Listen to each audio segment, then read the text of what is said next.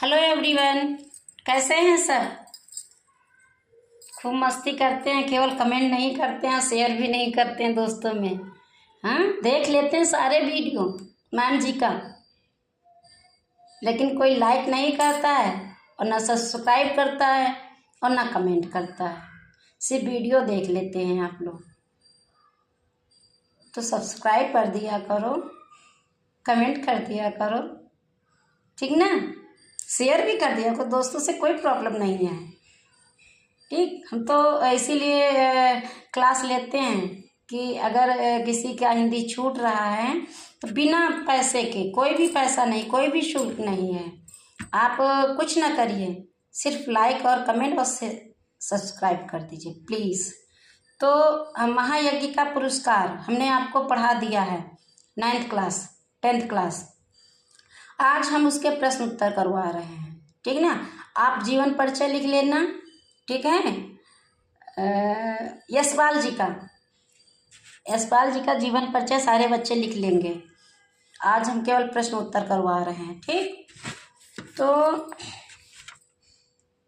प्रश्न लिखिए। निम्नलिखित गद्यांश को पढ़िए और उसके नीचे लिखे प्रश्नों के उत्तर लिखिए। निम्नलिखित पद्यांश को पढ़िए और उसके नीचे लिखे प्रश्नों के उत्तर लिखिए। पद्यांश है आपका, उन दिनों एक प्रथा प्रचलित थी। गद्यांश है, गद्यांश है। उन दिनों एक प्रथा प्रचलित थी, यज्ञ के फल का क्रय विक्रय हुआ करता था। ये आपका गद्यांश है। और गद्यांश का पहला प्रश्न है क्रय। प्रश्न नंबर 1, क्रय विक्रय शब्द का अर्थ लिखिए। क्रय विक्रय शब्द का अर्थ लिखिए। तो उत्तर लिखिए, उत्तर में लिखिएगा सारे बच्चे। क्रय का अर्थ खरीदना और विक्रय का अर्थ बेचना होता है। क्रय का अर्थ क्या होता है? खरीदना, और विक्रय का अर्थ क्या होता है?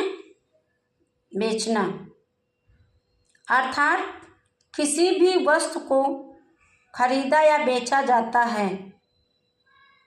अर्थात किसी भी वस्तु को खरीदा या बेचा जाता है, कौमा, क्रय विक्रय कहलाता है।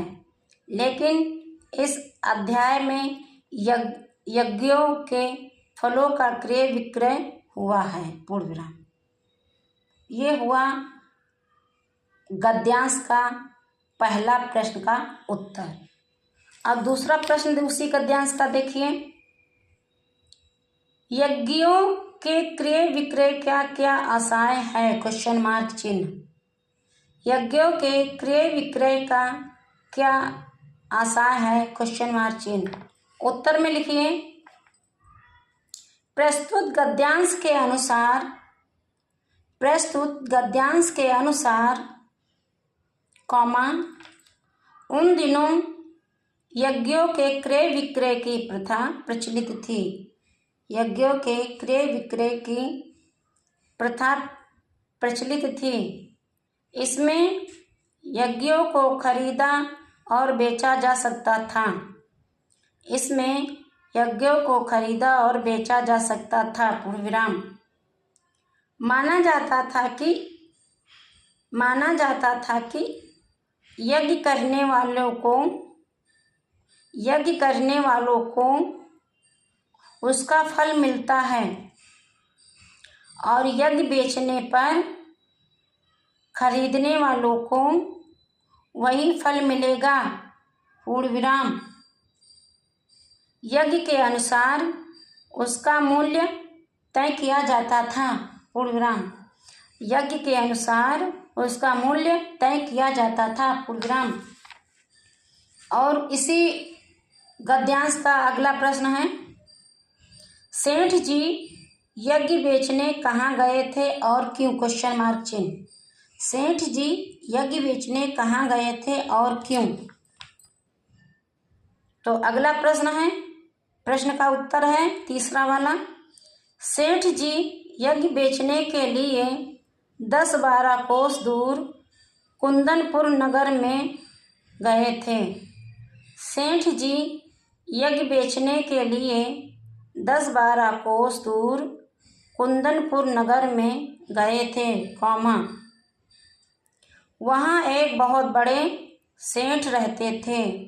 वहाँ एक बहुत बड़े सेठ रहते थे, पूर्ण विराम।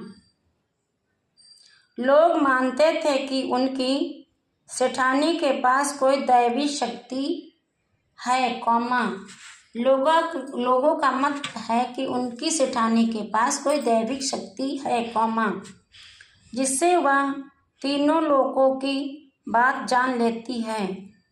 सेठ जी ने उन्हें ही अपना यज्ञ बेचने का निश्चय किया, सेठ जी ने उन्हें ही अपना यज्ञ बेचने का निश्चय किया, क्योंकि वह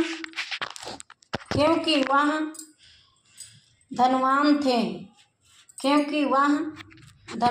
थे और यज्ञ का उचित मूल्य भी चुका सकते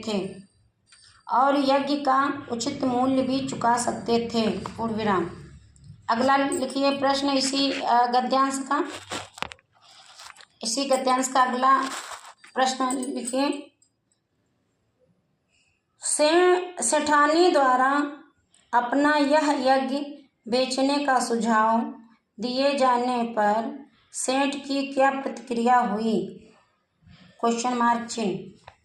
उत्तर में लिखिए, सेठानी द्वारा अपना यज्ञ बेचने के सुझाव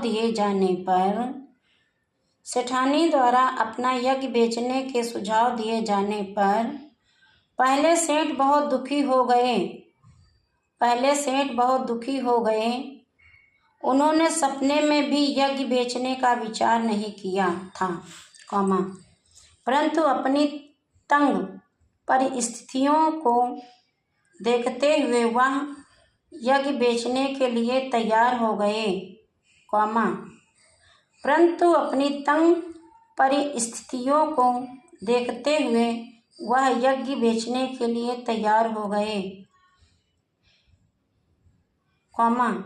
क्योंकि उनकी स्थिति बहुत दयनीय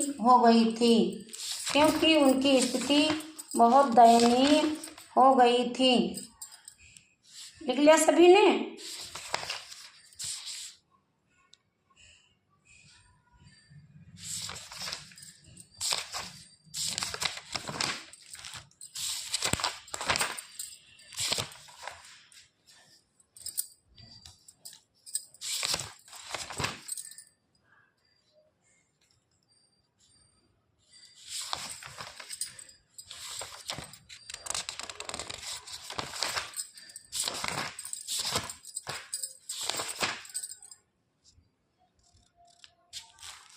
अगला प्रश्न लिखिए।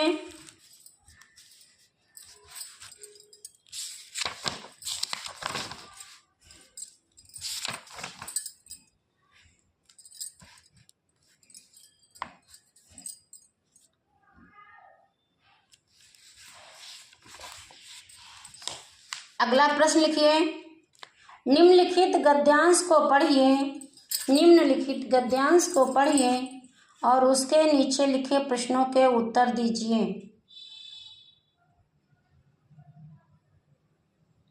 लिख लिया? अब लिखिए,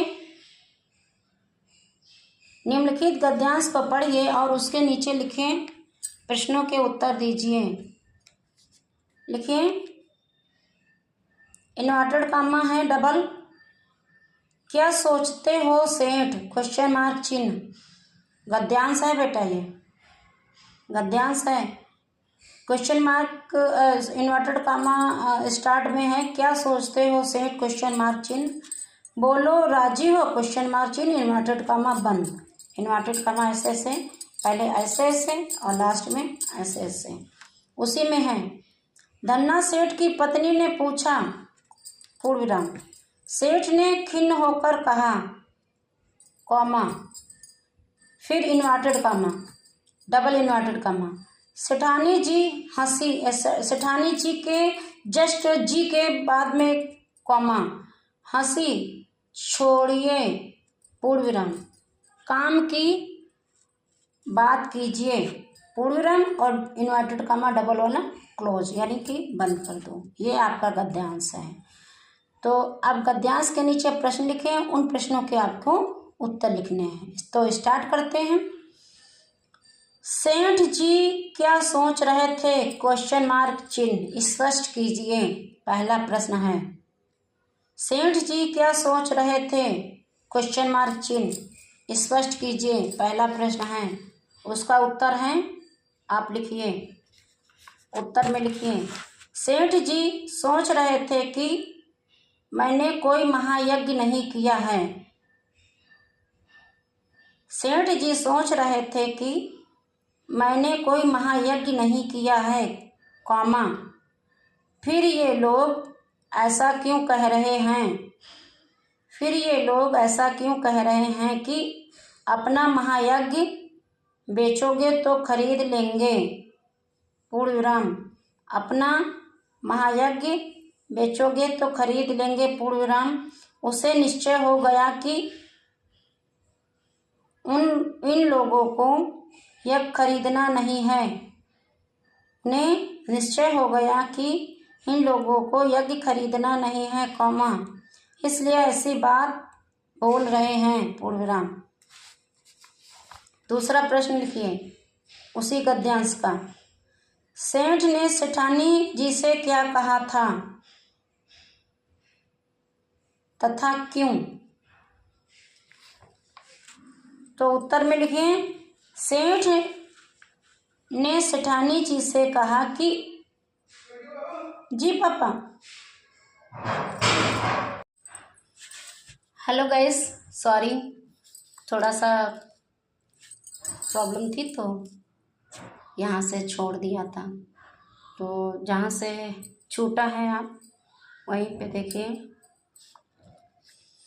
सेठ ने सेठानी जी से कहा,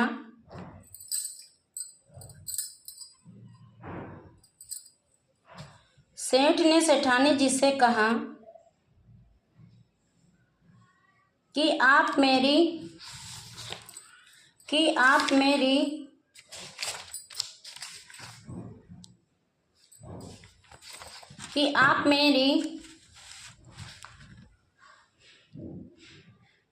हंसी ना उड़ाएं, कॉमा, क्योंकि मैंने बरसों से कोई यज्ञ नहीं किया। आप आज की कहती हैं, पूर्ण विराम, आप आज की कहती हैं, पूर्ण विराम। अतः हंसी छोड़िए और काम की बात कीजिए। तो इसी गद्यांश का तीसरा प्रश्न लिखिए। सेठ जी कहाँ जा रहे थे और क्यों? सेठ जी कहाँ जा रहे थे और क्यों? लिखिए, सेठ जी अपने घर से 10-12 कोस दूर कुंदनपुर के धन्ना सेठ जी के घर जा रहे थे, पूर्ण विराम। सेठ जी अपने घर से 10-12 कोस दूर कुंदनपुर के धन्ना सेठ जी के घर जा रहे थे, पूर्ण विराम। वहाँ जाने का मकसद अपनी गरीबी को दूर करने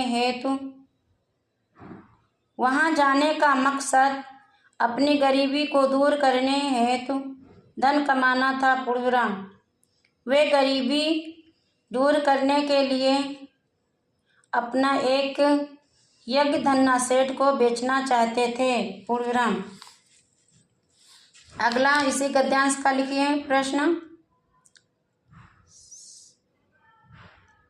महायज्ञ का पुरस्कार कहानी से आपको क्या शिक्षा मिलती है? महायज्ञ का पुरस्कार कहानी से आपको क्या शिक्षा मिलती है? क्वेश्चन मार्क चिन्ह। अब लिखिए, महायज्ञ का पुरस्कार कहानी से यह शिक्षा मिलती है कि सच्ची कर्तव्य भावना और निस्वार्थ भाव से किया गया कर्म किसी महायज्ञ से कम नहीं होता। पूर्ण विराम। इस प्रकार हमारे सभी कर्मों का फल अवश्य इसी जन्म में प्राप्त होता है। लिख लिया सभी ने?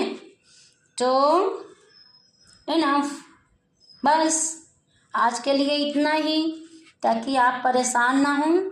बहुत ज़्यादा लिखवाएंगे तो हाथ भी दुखेंगे और आप याद भी नहीं करोगे, क्योंकि और भी सब्जेक्ट होते हैं लिखने के लिए आपको, ठीक ना? तो थैंक यू क्लास।